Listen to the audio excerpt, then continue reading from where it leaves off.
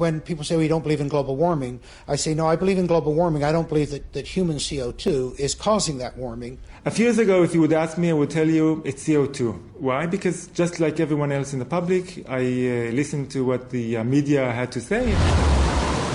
Each day, the news reports grow more fantastically apocalyptic. Politicians no longer dare to express any doubt about climate change. There is such intolerance of any dissenting voice.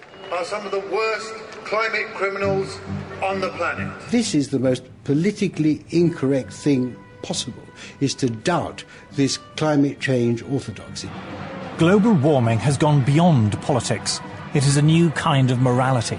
Now, the Prime Minister's back from his holidays, unrepentant and unembarrassed about yet another long-haul destination. Yet, as the frenzy over man-made global warming grows shriller, many senior climate scientists say the actual scientific basis for the theory is crumbling.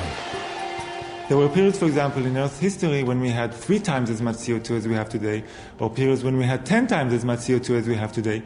And if CO2 has a large effect on climate, then you should see it in the temperature reconstruction.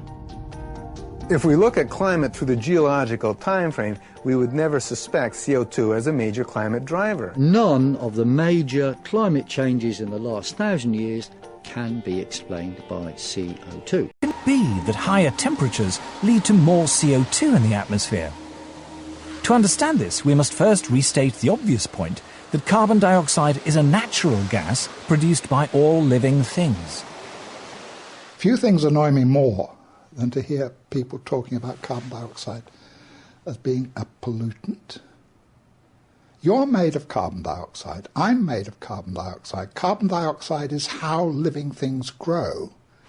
What's more, humans are not the main source of carbon dioxide. Humans produce a small fraction in the single digits percentage-wise of the CO2 that is produced in the atmosphere. Volcanoes produce more CO2 each year than all the factories and cars and planes and other sources of man-made carbon dioxide put together.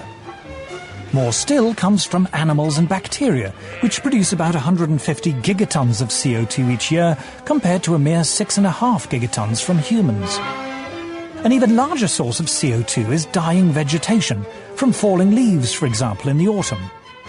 But the biggest source of CO2 by far is the oceans. Professor Siunichi Akasofu is head of the International Arctic Research Center in Alaska. The IARC is the world's leading Arctic research institute. Professor Akasofu insists that over time, the ice caps are always naturally expanding and contracting. There are reports from time to time a big chunk of ice break away from the Antarctic continent. Those must have been happening all the time. But because now we have a satellite that can detect those, that's why they become the news.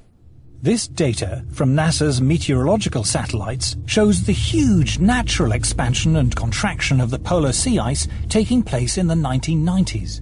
Practically all the TV programs that relate to global warming show big chunk of ice falling from the edge of the glaciers, but people forget that ice is always moving. News reports frequently show images of ice breaking from the edge of the Arctic. What they don't say is that this is as ordinary an event in the Arctic as falling leaves on an English autumn day.